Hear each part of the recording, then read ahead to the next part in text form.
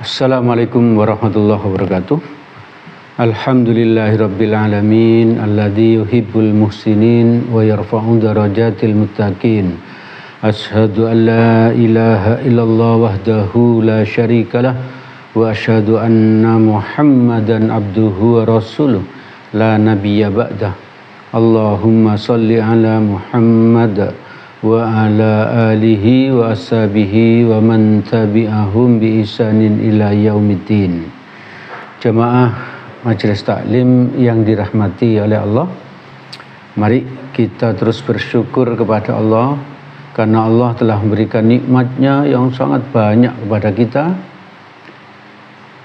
Antara lain kita dimudahkan oleh Allah untuk hadir ke majelis ilmu ini, di mana menurut Nabi di majelis ilmu ini semua orang yang hadir ini akan mendapatkan ampunan dari Allah. Oleh karena itu kita bersyukur kepada Allah dan terus berharap kepada Allah agar kita dimudahkan oleh Allah untuk bisa ngaji, untuk bisa hadir ke majelis ilmu sampai kelak kita dicabut nyawa. Semoga dalam keadaan husnul khotimah. Amin amin ya rabbal alamin. Memang meninggal dalam keadaan husnul khotimah itu merupakan cita-cita kita. Meninggal husnul khotimah, bebas dari siksa kubur, mudah urusan di padang mahsyar, di mana kondisi di padang mahsyar itu sangat menakutkan, sangat mengerikan, lalu bebas dari siksa api neraka, langsung surga. Itu merupakan cita-cita kita yang terbesar. Maka Ibu bapak, saudara-saudara yang dirahmati oleh Allah, kita pada kesempatan ini melanjutkan apa yang sudah kita sampaikan pekan yang lalu adalah usaha agar kita ini bisa husnul khotimah. Pekan yang lalu kita sudah sampaikan agar kita husnul khotimah itu kita harus beristiqomah. Istiqomah beribadah, istiqomah bertauhid, istiqomah taat kepada Allah, istiqomah ngaji, istiqomah apa saja yang baik-baik kita istiqomahi. Maka diharapkan kita akan meninggalnya dalam keadaan husnul khotimah. Lalu yang kedua, kita bertaubat dari dosa-dosa. Maka pada kesempatan malam ini kita akan melanjutkan usaha kita, usaha yang bisa kita lakukan agar kita bisa husnul khotimah. Husnul khotimah itu meninggal dalam kondisi yang baik, ya. Meninggal dengan apa? Agar bisa membuat kita bisa masuk surga. Apa usaha yang ketiga? Berharap dan takut. Berharap dan takut. Berharap itu artinya mengharapkan rahmatnya Allah, kasih sayangnya Allah. Dan kita takut akan siksanya Allah. Siksanya Allah kalau di akhirat kan sangat dahsyat, ya.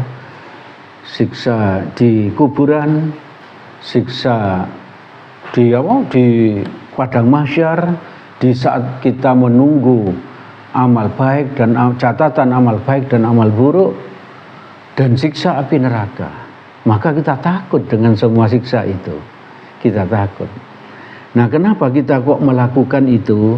Karena ada hadis riwayat Tirmizi nomor 983 dan Ibnu Majah nomor 4261 dari sahabat Anas bin Malik radhiyallahu an bahwa suatu hari Rasulullah sallallahu alaihi wasallam menjenguk seorang pemuda yang saat itu sedang sakit keras, ya. Pemuda itu sakit keras dan sepertinya sudah menghadapi sakratul maut. Maka Nabi bertanya kepada pemuda itu, "Kaifa tajiduka?" Apa yang kamu rasakan dalam hatimu saat ini, wahai pemuda? Jadi Nabi ketika besuk pemuda ini, maka apa? Nabi bertanya, "Apa yang kamu rasakan di dalam hatimu pada saat ini? Pada saat akan sakit keras, pada saat akan menghadapi sakratul maut." Maka pemuda itu menjawab, "Wallahi ya Rasulullah."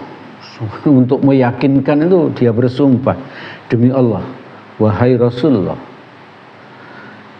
inni arjullaha wa inni akhafu dzunubi. Maka pemuda tadi menjelaskan kepada Nabi, demi Allah wahai Rasulullah, sungguh saat ini aku benar-benar mengharapkan rahmat dari Allah. Aku benar-benar mengharapkan kasih sayang dari Allah. Dan aku benar-benar takut akan siksanya Allah. Aku akan benar-benar takut akan azabnya Allah gara-gara dosa-dosa yang pernah aku lakukan. Maka Nabi bersabda, mengetahui pemuda tadi yang menghadapi sakratul maut punya dua perasaan seperti tadi itu. Yang pertama mengharapkan rahmatnya Allah, kasih sayangnya Allah. Dan yang kedua dia benar-benar takut akan azabnya Allah karena dosa-dosanya. Maka Nabi bersabda, tidak akan terkumpul dua rasa ini, yaitu rasa takut dan rasa berharap tadi dalam hati seseorang pada saat seperti ini, pada saat sakratul maut. Maka Nabi melanjutkan sabdanya, melainkan Allah akan memberi apa yang ia harapkan. Nah, jadi kalau kita mengharapkan rahmatnya Allah di saat sakratul maut, Allah akan memberikan kepada kita kasih sayangnya, ya, rahmatnya, serta memberikan rasa aman dari apa yang ia takuti. Karena kita takut azabnya Allah, maka Allah akan berikan rasa aman dari rasa takut itu. Ibu bapak saudara-saudara yang dirahmati oleh Allah, maka mulai sekarang pun kita coba munculkan dua macam hal itu di hati kita, yaitu berharap rahmatnya Allah, kasih sayangnya Allah, dan kita takut akan azabnya Allah. Tidak hanya seperti itu, kalau kita membutuhkan sesuatu dari Allah, misalnya sedang mencari kerja begitu, maka kita harus munculkan berharap pertolongan Allah. Dan yang kedua, kita khawatir doa-doa kita tidak dikabulkan Allah. Maka karena kita khawatir doa tidak dikabulkan, kita lebih bersungguh-sungguh sholat, kita lebih sungguh-sungguh berdoa. Lalu kita setelah itu kita berharap Allah akan mengabulkan harapan kita. Jadi terus menerus kita munculkan rasa takut dan rasa berharap kepada Allah. Harap, takut, dan seterusnya. Ibu bapak saudara-saudara yang dirahmati oleh Allah, agar husnul khotimah, yang keempat yang bisa kita lakukan berinfak, sedekah, dan zakat. Di dalam hadis riwayat Tirmizi nomor 664, Nabi bersabda, ya, sedekah itu dapat memadamkan murka Allah dan mencegah dari keadaan mati yang jelek. Saya ulang, sedekah itu dapat memadamkan murkanya Allah. Jadi kalau kita sedekah, berinfak, berzakat, itu murkanya Allah bisa dipadamkan dengan itu, dan mencegah dari keadaan mati yang jelek. Jadi orang yang suka bersedekah, suka berinfak, suka berzakat, maka dia akan terhindar dari su'ul khotimah. Artinya apa? Matinya dia akan husnul khotimah. Ibu bapak saudara-saudara yang dirahmati oleh Allah, agar husnul khotimah yang kelima yaitu berdoa kepada Allah. Siapa yang bisa membuat kita ini husnul khotimah kalau bukan Allah? Maka karena itu kita berdoa kepada Allah, kita meminta kepada Allah. Apa doanya? Salah satu doanya yaitu doanya Nabi Yusuf, ya. Doanya Nabi Yusuf diabadikan oleh Allah di Quran, surat Yusuf nomor 101. Bisa dibuka nanti, Quran surat Yusuf nomor 101. Itu doanya Nabi Yusuf. Tawaffani musliman wa alhiqni bissolihin. Pendek sekali ya. Doanya pendek. Artinya, ya Allah, wafatkanlah aku dalam keadaan muslim. Seorang nabi berdoa seperti ini. Minta diwafatkan dalam keadaan muslim. Apalagi kita yang bukan nabi ya, yang banyak dosa. Maka kita berdoa, ya niru doanya Nabi Yusuf ini boleh. Tawaffani musliman.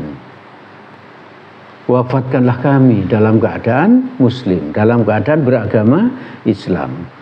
Wa alhiqni bissolihin, dan gabungkanlah aku dengan orang-orang yang soleh. Seorang nabi berdoa seperti itu. Ibu bapak, saudara-saudara yang dirahmati oleh Allah, malam ini kita sudah